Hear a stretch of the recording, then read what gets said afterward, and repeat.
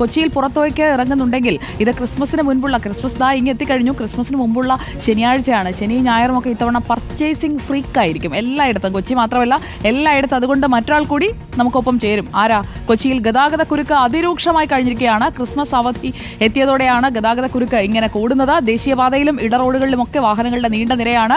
സൈഫുനിസ അലിയാർ നമുക്കൊപ്പം ചേരുന്നു. Good evening Saifunisa Aliyar. ഈ വാർത്ത കണ്ടപ്പോൾ എനിക്കൊരു സന്തോഷം തോന്നി. കാരണം ശനിയാഴ്ച ആയതുകൊണ്ട് എന്നെ കൂട്ടാതെ വീട്ടിൽ അച്ഛനും മക്കളും കൂടെയൊക്കെ പുറത്തൊക്കെ കറങ്ങാൻ സാധ്യതയുണ്ട്. പക്ഷേ ഈ വാർത്ത കണ്ടു കഴിയുമ്പോൾ അവർ ഇറങ്ങില്ലല്ലോ എന്നുള്ളത്. എല്ലാ വഴിയിലും തിരക്കാണോ സൈഫുനിസ?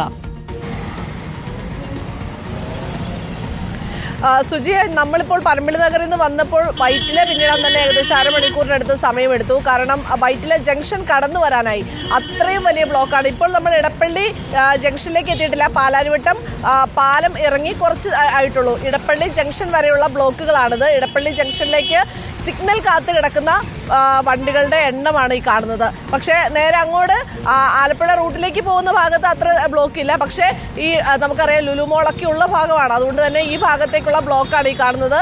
വാഹനങ്ങളുടെ നീണ്ട നിരയാണ്.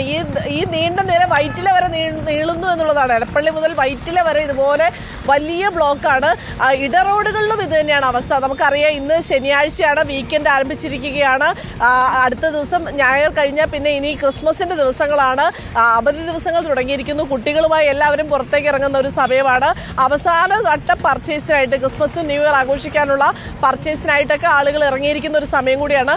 അതുകൊണ്ട് നല്ല ബ്ലോക്കാണ്.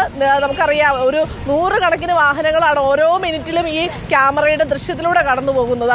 അതുപോലെ വലിയ ബ്ലോക്കാണ്. നമ്മൾ വേറൊരു വാർത്തയുമായി ബന്ധപ്പെട്ട് കളമശ്ശേരി ഭാഗത്തേക്ക് പോകാൻ ഇറങ്ങിയതാണ്. പക്ഷേ നമ്മൾ കുറേ നേരമായി ബ്ലോക്കിൽ കിടക്കുന്നു. അപ്പോൾ അങ്ങനെയാണ് നമ്മളിപ്പോൾ ഈ വലിയ ബ്ലോക്കിന്റെ കാര്യം കൂടി പ്രേക്ഷകരെ അറിയിച്ചേക്കാമെന്ന് കരുതുന്നത്. സുജയ, ഓക്കെ, എന്തായാലും അതൊരു നല്ല അപ്ഡേറ്റ് ആണ് സൈഫുനിസ ഇപ്പോൾ പങ്കുവച്ചത്. കൊച്ചിയിൽ നല്ല ഗതാഗത കുരുക്ക് തുടങ്ങിയിട്ടുണ്ട്. അപ്പോൾ എല്ലായിടത്തും ഈ ഗതാഗത കുരുക്കുണ്ടാകും. അപ്പോൾ പ്ലാൻ ചെയ്ത് പർച്ചേസിനും കറങ്ങാനും ഒക്കെ ഇറങ്ങുക. അവധിക്കാലം ആഘോഷമാക്കാനായിട്ടുള്ള പ്രത്യേക വിഭവങ്ങൾ ഞങ്ങളും തയ്യാറാക്കുന്നുണ്ട്. ട്രിപ്പ് പോകാനൊക്കെ പറ്റിയ സ്ഥലങ്ങൾ ഏതാണെന്നൊക്കെ പറ്റിയാൽ നമുക്ക് ട്രിപ്പ് പോയി തന്നെ പ്രിയപ്പെട്ട പ്രേക്ഷകരെ കാട്ടിത്തരാം.